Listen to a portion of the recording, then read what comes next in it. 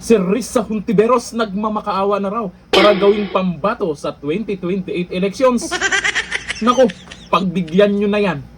Kasi naman, preparing very hard na daw siya. Ito ang sabi niya. Super appreciated po yung support at encouragement.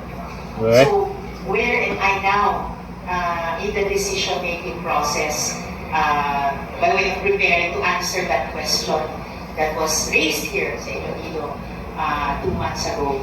I am preparing very hard, working very hard para maging yung pipiliin nung hanay namin as the strongest possible candidate sa 2028.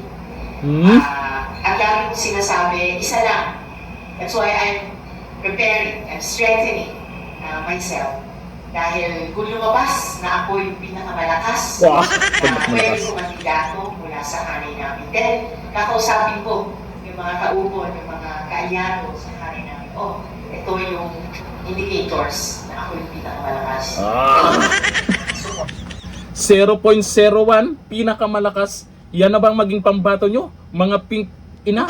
Talaga namang gustong-gusto niya. Pagbigyan nyo na. Yung iba kasing mga pink ina, gusto si Lenny pa. Eto nga, etong si Risa ang pinakamalakas. 0.01% yan ha. Ayon sa balita ngayon, si Atty. Rowena Guanzon, nagmamakaawa na nga si Risa na gawing pambato. Tila pinatutsadahan ni dating COA Comelec Commissioner Atty. Rowena Guanzon, si Senator Risa Hontiveros, kaugnay ng usapin sa posibleng pambato ng oposisyon sa 2028 presidential elections. Sa kanyang social media po, sinabi ni Atty. Guanzon, ba't ba pilit kayo ng pilit kay Mayor Lenny? Nagmamakaawa na nga si Risa na siya na ang gawin ninyong pambato. Oo, pagbigyan nyo na. Dumating ang reaksyon sa gitna ng kamakailang pagkikita ni Naga City Mayor Leni Robredo, kina DPWH Secretary Vince Dizon at Senator Chis Escudero sa Clark, Pampanga.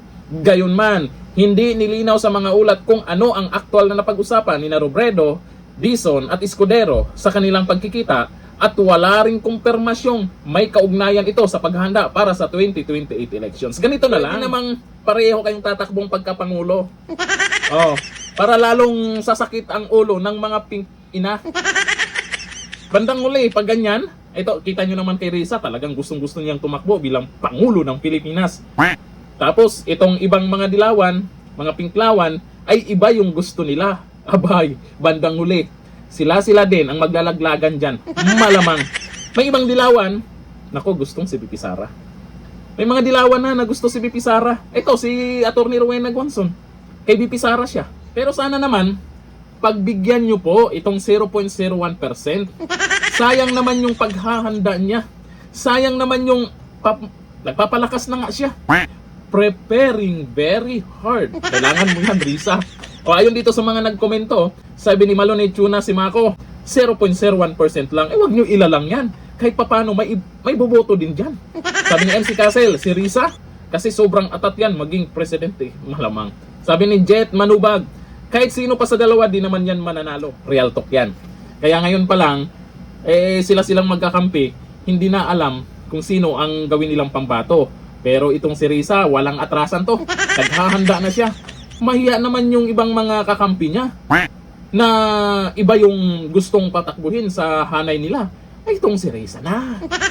Oo, maganda yan. Para pagdating sa halalan, meron tayong pagtatawanan. Hanggang dito lang. Thank you. Bye-bye.